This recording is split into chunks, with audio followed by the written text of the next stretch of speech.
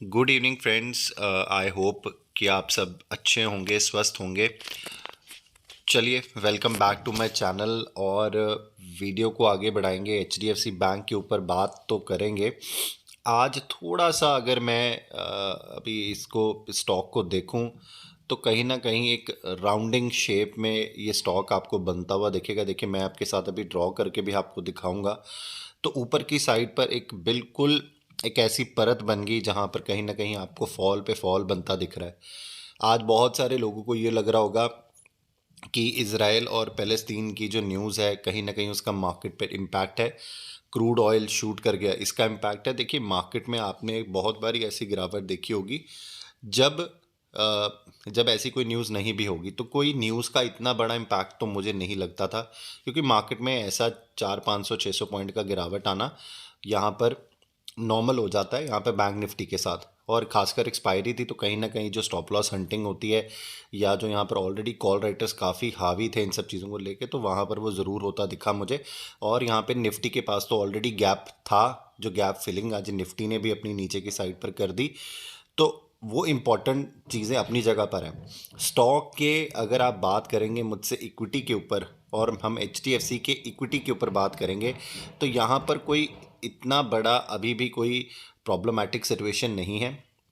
देखिए, नीचे की साइड पर अभी भी जो इम्पोर्टेंट जोन था, कल जिन लोगों ने भी मेरी वीडियो शुरुआत से लेकर अंत तक देखी होगी पूरी, तो देखिए मैंने आपको बहुत आसान शब्दों में एक चीज़ बताई थी कि ऊपर की साइड पर अभी भी एक बहुत बड़ा रेजिस्टेंस का जोन 1560 का।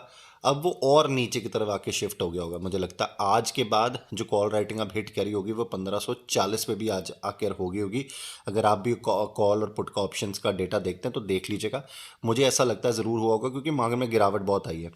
बट मैं क्या बोल रहा हूँ कि ये टूट नहीं सकता, ऐसा बिल्कुल नहीं कि नहीं टूट सकता, बिल्कुल टूट सकता। जब मार्केट में तेज़ी आती है सब कुछ ये सारे लेवल्स टूटने के लिए बने, ऐसा तो है ही नहीं कि स्टॉक ऊपर ही नहीं जा सकता।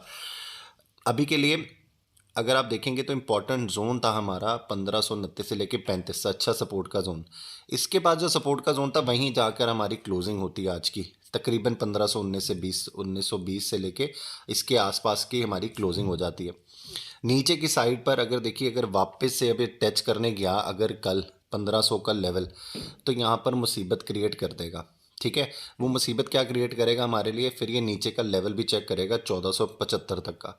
उस तक मुझे लगता नहीं जाना चाहिए। देखिए, अभी विप्रो के रिजल्ट आज आ चुके हैं। ठीक है, इतने भी ख़राब नहीं है। 2-4-5 करोड़ ऊपर नीचे रेवेन्यू में या प्रॉफिट में, इबिटा में, मार्जिन में आना, मुझे नहीं लगता कोई इतना बड़ा यहाँ पर फ़र्क पड़ता है, जहाँ पर ग्लोबल सिनारियो इतना ख़राब हो और वहाँ पर अब एस्टिमेट्स में आप उसके बिल्कुल ऑलमोस्ट लाइन नहीं हो, पर बहुत पॉइंटों पे 99-98% तो अगर आप पास हो तो दिस इज़ गुड नंबर्स। तो विप्रो को थम्स अप है।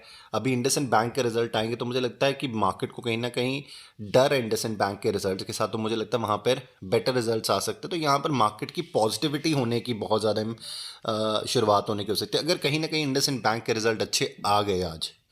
ठीक है जी। तो आने वाले 2 या 3 दिन बाद अभी देखिए आईसीआईसीआई बैंक, कोटक बैंक, इन सबकी झड़ी लगने वाली है।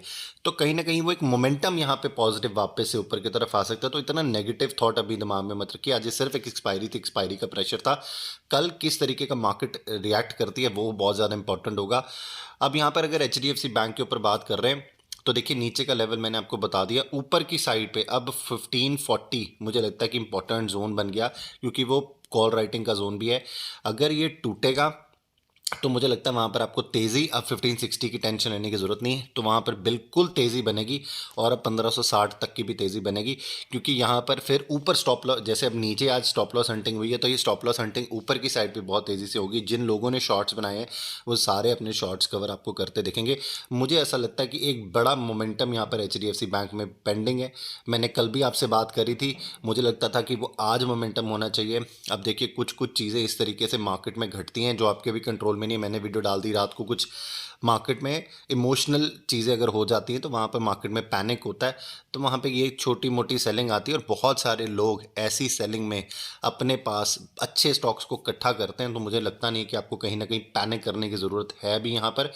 और बिल्कुल, अब अभी आप लॉन्ग बने रह सकते हैं यहाँ पर एचडीएफसी बैंक के साथ। मुझे लगता है अगर आपको कहीं कल मौका मिल जाए यहाँ पर बाइंग का, जो लोग मेरे साथ न्यू व्यूअर्स आज वीडियो को देखेंगे, अगर आपको कहीं ना कहीं मौका मिल जाए इसकी बाइंग का 1510, 1512, 1505, कहीं पे भी अगर आपको कल का बाइंग का मौका मिल जाए, अगर कल इसकी ओपनिंग इस तरीके से होती है तो कहीं ना कहीं आपको बाइंग करनी चाहिए 1475 रुपये के स्टॉप लॉस के साथ। आपको यहाँ पर तेज़ी करनी चाहिए। 1540 आपका पहला टारगेट और दूसरा टारगेट आपका 1565 का होना चाहिए एचडीएफसी बैंक के साथ। मुझे लगता है ये इस वीक में बहुत अच्छा तरीके से काम कर जाएगा आपके लिए, राइट। आई होप आपको वीडियो अच्छी लगी होगी। वीडियो अच्छी लगी तो वीडियो को लाइक करना ना भूलिएगा। चैनल मेरा सब्सक्राइब नहीं किया तो चैनल को ज़रूर सब्सक्राइब कीजिएगा। एक बेल आइकन आती है, इसे ज़रूर प्रेस कीजिएगा ताकि मैं जितनी और वीडियोस डालूं वो सब आप तक पहुंचे और आप उनका फ़ायदा उठा सके। Thank you so very much.